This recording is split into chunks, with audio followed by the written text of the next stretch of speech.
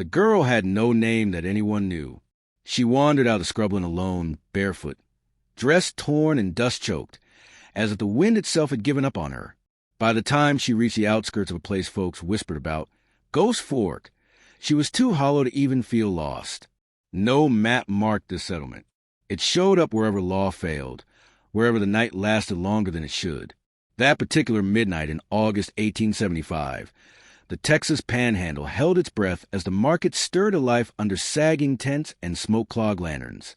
In one of those tents, the air thick with sweat, whiskey, and despair, men tossed silver at whatever was paraded before them. Old saddles, broken-down horses, and now, a girl no older than 17. She stood on a rough plank stage, hair hanging in matted ropes, her hands clasped tight at her waist. Her eyes, gray and empty as winter smoke, stared past the crowd as if she'd already left this world behind. $5, the auctioneer barked, his voice slicing through the chatter. $5 takes her. No name, no history. She don't talk, don't remember. Found her wandering out yonder a week ago. We call her Ghost Girl. A few men laughed. One spat in the dirt. The girl didn't flinch. From the shadows at the edge of the tent, a figure stepped forward. Trail dust coated his boots. His coat hung heavy, and his hat brim hid his face. He didn't speak. He almost never did. Folks had learned not to expect words from Boone Whitaker. He lifted a gloved hand just enough to show $5 silver, tarnished but honest, and let them drop into the auction bucket.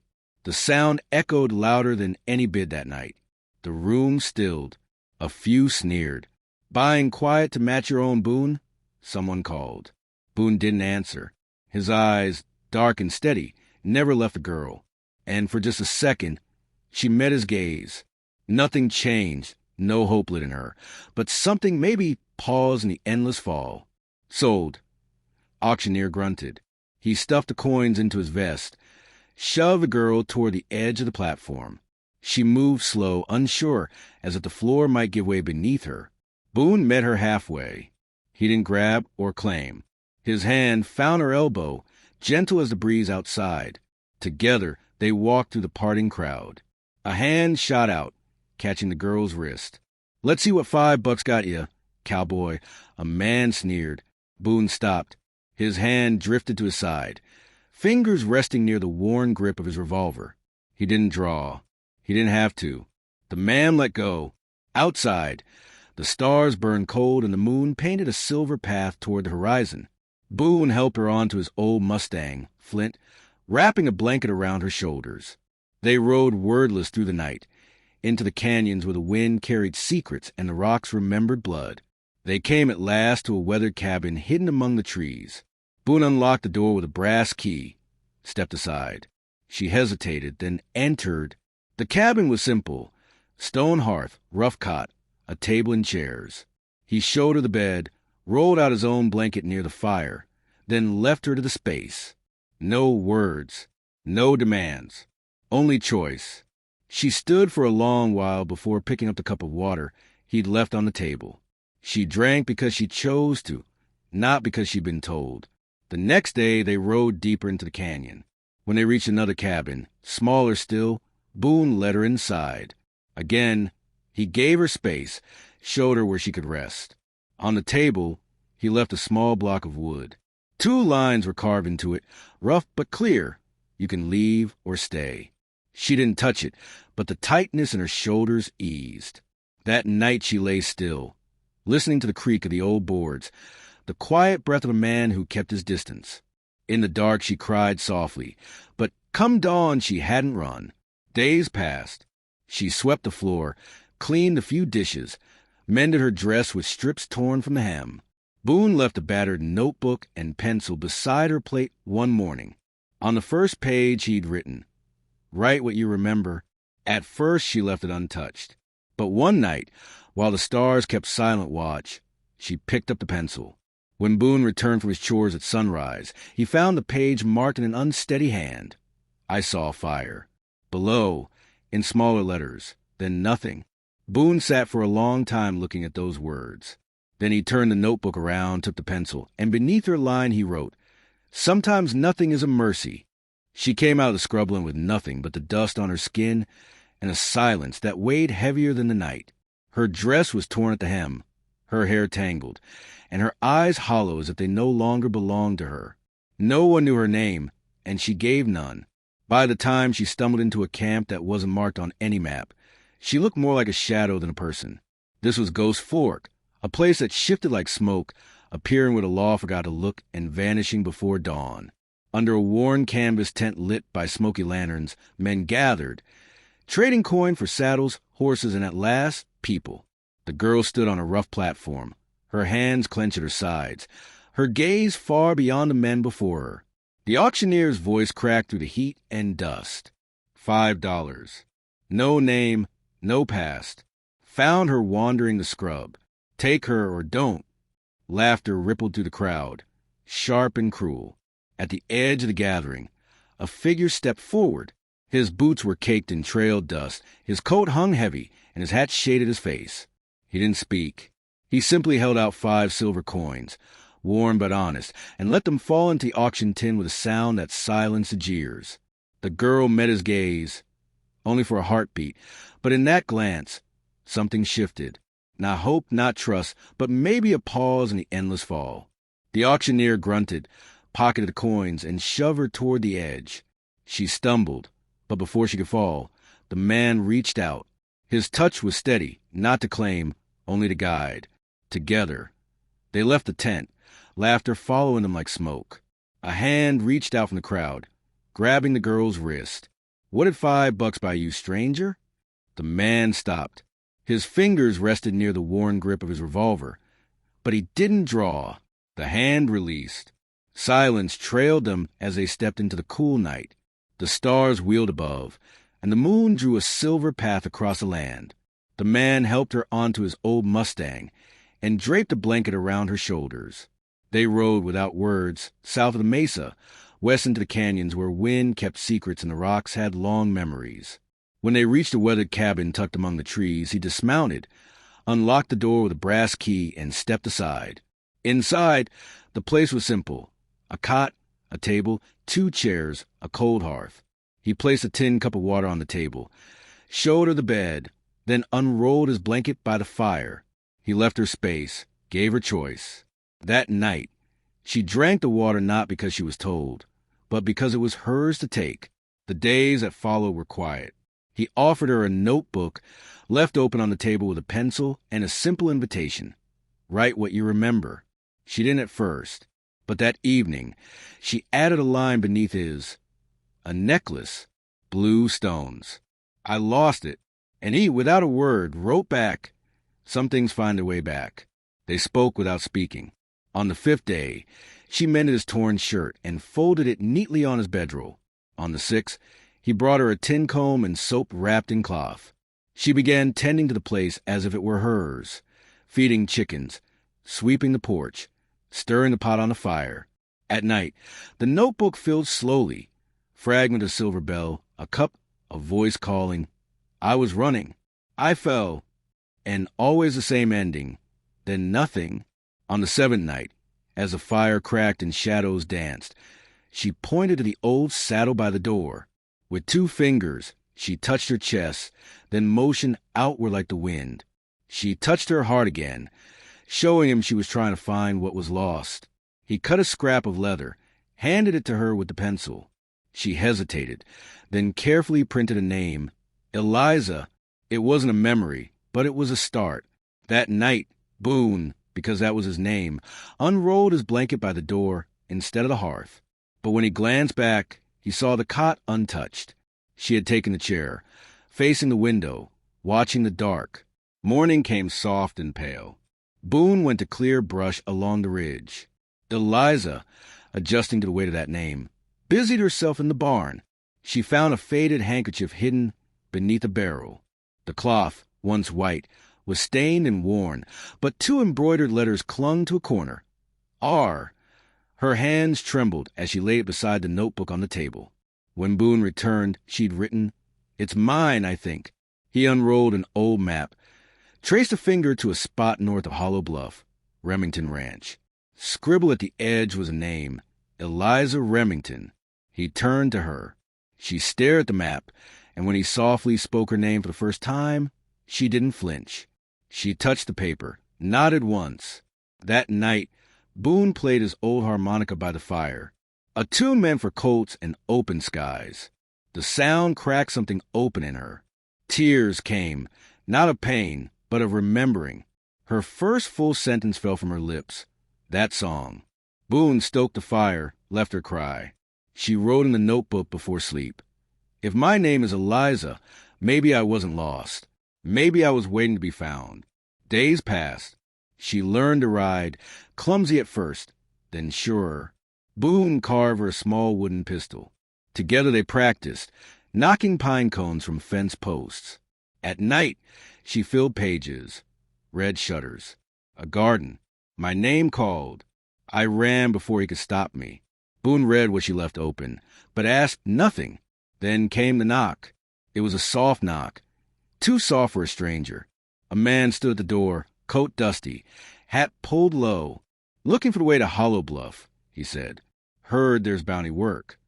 Boone said the trail didn't pass here. The man smiled too fast, eyes flicking inside where Eliza froze.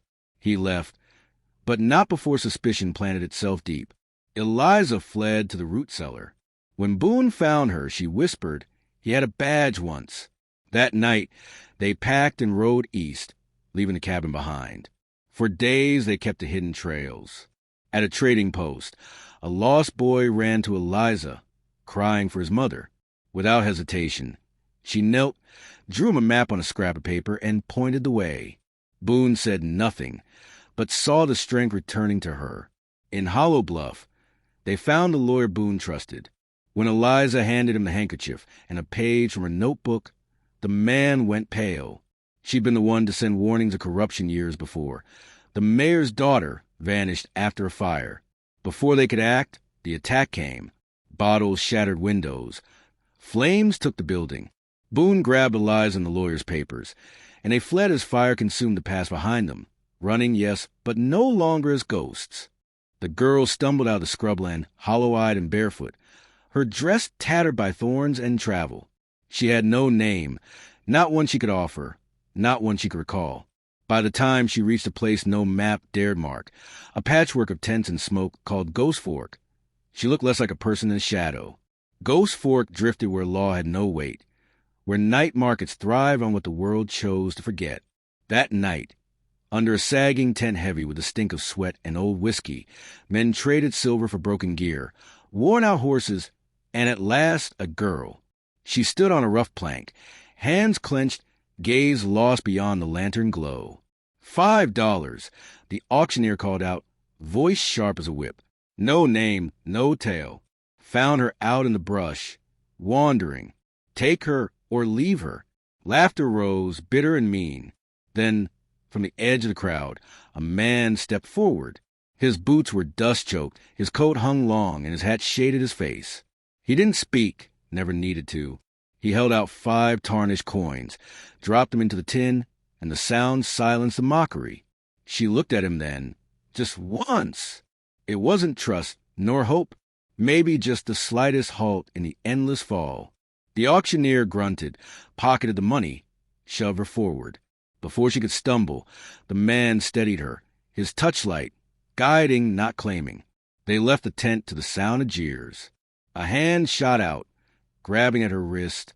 What did $5 buy you, stranger? But the man only rested his fingers near the grip of his gun. No need to draw. The hand let go. They rode beneath stars that watched in silence, the moon laying silver on the canyon trails. The man offered her a blanket, lifted her onto his Mustang without a word. When they reached his cabin, small and weathered in a stand of trees, he unlocked the door, let her enter first. A cot, a table, a cold hearth. He gave her space, not orders. Choice, not chains. He left a notebook on the table, a pencil beside it, and wrote on the first page, "Write what you remember." She ignored it at first. But that night, as he tended the horse, she added, "A necklace, blue stones." I lost it. When he returned, he answered beneath her words. Some things find their way back. They live without speaking, but spoke in small acts. She mended his shirt. He brought her a comb and soap wrapped in cloth. She swept the porch, fed the chickens, stirred the stew. At night, the notebook filled with scattered fragments. A silver bell, a cup, screaming. I ran. I fell, always ending. Then nothing. One evening, she pointed to the old saddle by the door. She touched her chest, then moved her hand outward like the breeze. She was reaching for what was lost. He cut a scrap of leather, gave it to her with the pencil. Slowly, she wrote, Eliza, not a memory, but a beginning. As days passed, she found a faded handkerchief hidden in the barn, 2 letters stitched in one corner. R. She placed it on the table beside the notebook. Beneath it, she wrote, It's mine, I think. Boone unrolled an old map, pointed to a name, Remington Ranch, north of Hollow Bluff. When he softly spoke Eliza, she didn't flinch. She touched the map, nodded. Nights felt quiet but warm. He played a low tune on his harmonica, and something broke open in her. That song, she whispered, her first full sentence. She cried, not from pain, but from the memory stirring beneath the ash. They lived like that until the knock came, too soft for a stranger. A man stood outside, travel-worn and smiling too quickly. He asked for the trail to Hollow Bluff, mentioned bounty work. Boone turned him away, but Eliza froze, eyes wide. He had a badge once, she whispered, when Boone found her hiding in the root cellar. That night they packed and rode east, shadows in the canyons, clinging to forgotten trails. At a trading post, a lost boy ran to Eliza, crying for his mother. She knelt, sketched a map on scrap paper, and sent him running toward safety. Boone said nothing, but he saw the change in her, steady now, real. In Hollow Bluff they found Hal, the lawyer Boone trusted. Eliza handed him the handkerchief, the page from her notebook. Hal's face went pale. She'd been the one who tried to warn him years ago. Before they could act, fire found them. Bottles shattered glass. Flames took the office. Boone grabbed her and the records and fled as smoke swallowed the past. They hid behind crates in the alley, ash falling like judgment. Eliza held the folder tight, her breath sharp but controlled. Hal coughed beside them. They wanted it all burned, Boone said. But Eliza, eyes fierce, wrote in her notebook. Let's finish it. They worked through the night. Boone kept guard. Hal drafted what they needed. And Eliza, beneath the flicker of a stolen lamp, rewrote the testimony she'd once sent in secret. This time, no hiding. At Ghost Forks Hall, they faced the town. Eliza spoke, voice clear. I was born here, daughter of Franklin Remington. I ran not because I betrayed him, but because I saw what they did, sold the land, erased the records, traded power for silence. Gasps rose, anger stirred. Green's men tried to stop her. A gun was drawn. Boone stepped between Eliza and the shot. The bullet found him, and he fell. But in the silence that followed, the town saw him for what he was. A man who bled for truth. A man who saved, not destroyed. And the town, tired of shadows, chose to stand with him. Boone healed. Eliza stayed by him. Together, they rode back to where their real life waited. Not the Remington estate, but a cabin above Lass, where the fence leaned and the wind sang through the trees. There, Eliza planted herbs. Boone fixed the roof. They lived simply, freely. One morning, she nailed a sign to the gate. Home where no one runs anymore. Boone touched her hand. You sure? He asked. I'm sure, she said. Seasons passed. They went beneath the oak tree, with wildflowers and friends who needed no explanations. And when their daughter ran laughing between them, arms wide, Boone lifted her high into the sun and whispered for only Eliza and the wind. No name, no chains, just us,